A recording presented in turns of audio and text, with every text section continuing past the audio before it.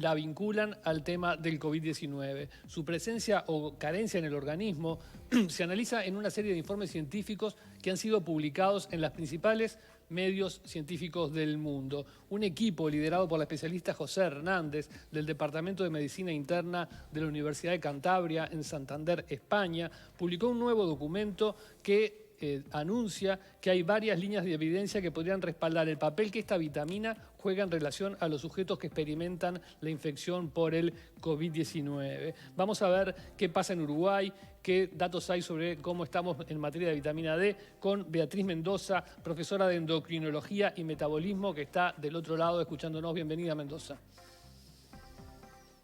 Buen día. ¿Cómo está? ¿Bien? Muy bien, gracias por la invitación. Por favor. Gracias. Primero lo que habría que explicar es qué es la vitamina D, qué rol juega en el organismo humano. Bueno, la vitamina D, que en realidad se describió como una vitamina, después se descubrió que era una hormona que se forma a nivel de la piel. ¿Y por qué se llama hormona? Porque se produce en un lugar y actúa en otro. La palabra hormona viene del griego, que significa iniciar acción. Entonces se produce a nivel de la piel y después se desplaza a otros lugares del organismo para realizar sus acciones. Y tiene fundamentales acciones a nivel del metabolismo óseo. Eso fue lo primero que se descubrió, y posteriormente a nivel de toda la economía, dado que existen receptores para el uso de vitamina D, para la vitamina D en todo el organismo. Perdón, Mendoza, dijo a nivel de toda la economía. Sí. La mayor ¿A qué se refiere con eso? Se refiere a que la vitamina D es liberada en la piel, va a los órganos y actúa a través de la unión a un receptor, ¿verdad? Y ese receptor se encuentra presente en la mayoría de los órganos: pulmones, cerebro, riñón, piel. Claro, y me decía que funciona, que actúa más que nada sobre el sistema óseo, sobre los huesos, pero ¿qué otros beneficios tiene para el cuerpo humano la vitamina D? ¿Por qué es necesaria? Claro, se descubrió inicialmente. Claro, lo que pasa es que inicialmente se descubrieron todo lo que tiene que ver con los beneficios sobre el metabolismo del hueso, la mineralización, claro, y evitar el raquitismo. Evitar el raquitismo, eso es lo que se descubrió inicialmente. Posteriormente, en los últimos 20 años, se han descubierto lo que se llaman las acciones extraóseas. Las acciones extraóseas están vinculadas con el aumento de la inmunidad, la disminución de la proliferación celular, en lo que tiene que ver con el desarrollo de cáncer y en muchos otros aspectos que son de interés. Lo que nos aboca específicamente hoy es que está relacionado con un aumento de la inmunidad celular innata y adquirida. Eso es lo que hace a la vitamina D interesante en lo que se relaciona con el COVID. Claro. En lo que tiene que ver con el COVID, precisamente, estos estudios que, seamos concretos, son estudios preliminares que se refieren a un número limitado de pacientes, pero en ese número muestran que alrededor de un 80% de las personas que cursaron la enfermedad tenían una deficiencia de la vitamina D, y que eso de alguna manera podría entenderse como que tenían una falla en la barrera que podía actuar para repeler esta enfermedad. ¿Esa línea de investigación tiene alguna réplica en Uruguay o hay conocimiento de que esto se esté dando aquí también?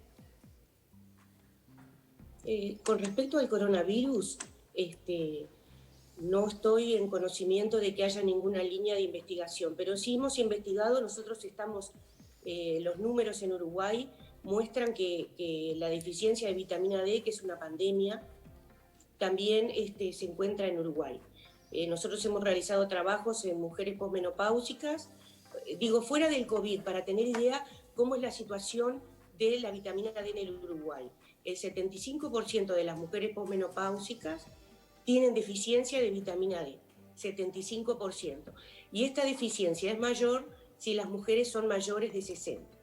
También se ha visto que los varones tienen deficiencia de vitamina D, y otro estudio mucho más importante, con una cantidad de pacientes jóvenes, hechos por el doctor Bagatini, demostró que hasta el 89% de la población joven que concurría a un centro solo para extraerse sangre por otros motivos, estaba deficiente de vitamina D.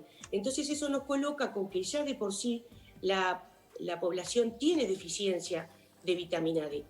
Fíjense, si a esto le sumamos los factores de riesgo para el coronavirus, que también son los factores de riesgo para la deficiencia de vitamina D, hacen un combo perfecto.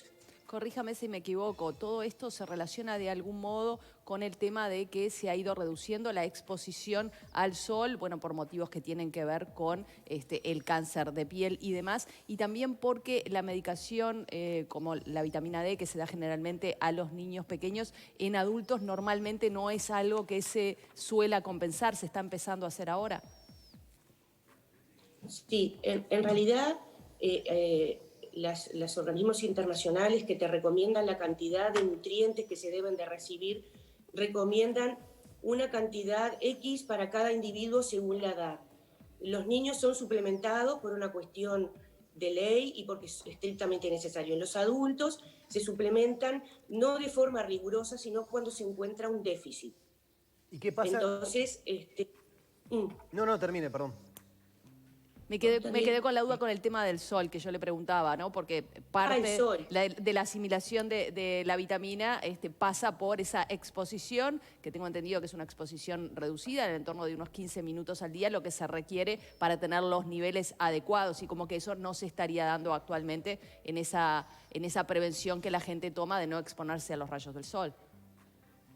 Tú me preguntás por el hecho, porque ¿qué pasa? Que los cambios ambientales son mucho más rápidos que los cambios de los genes. Entonces, nuestro aparato genómico está preparado para una conversión de vitamina D con todo el cuerpo expuesto, sin sedentarismo, y entonces al haber esos cambios y al permanecer, vamos a decir, mucho más tiempo adentro y sin exposición solar, por un lado pasa eso. Y por otro lado, lo que tú decías, de que las personas no consumen la cantidad de vitamina D que deberían consumir.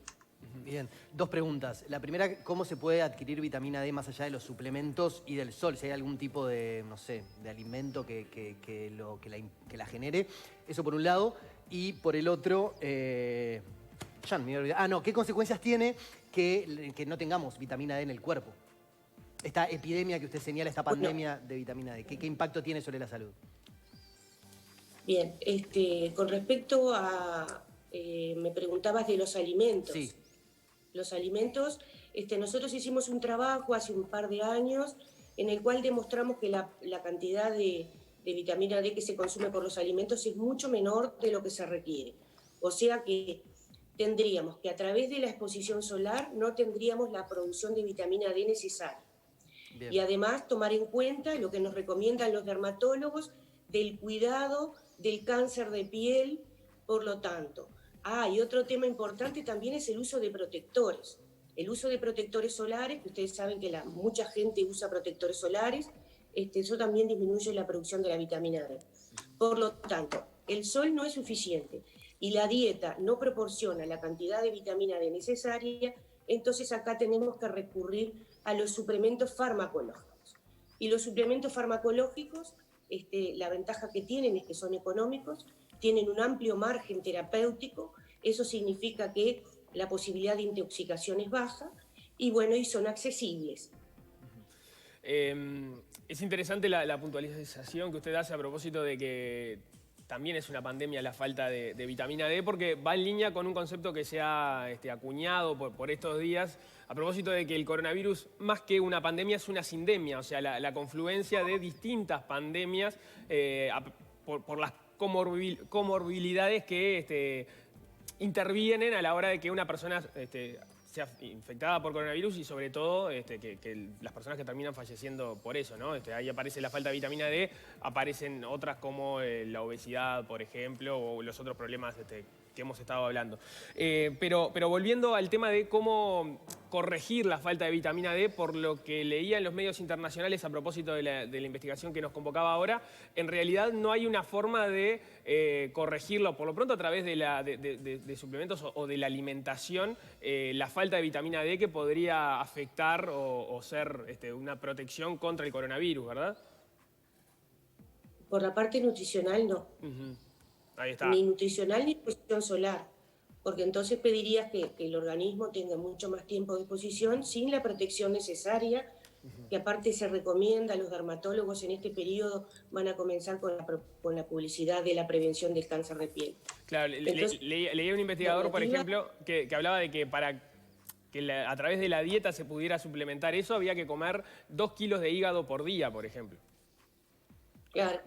Otro alimento muy rico en vitamina D es el salmón.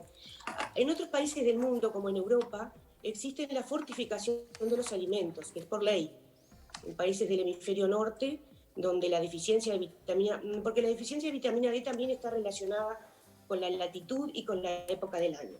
Por ejemplo, la pandemia comenzó en Europa en invierno, justo en la época de menor exposición solar, que ya de por sí, sin COVID, existe una disminución de los niveles de vitamina D en invierno.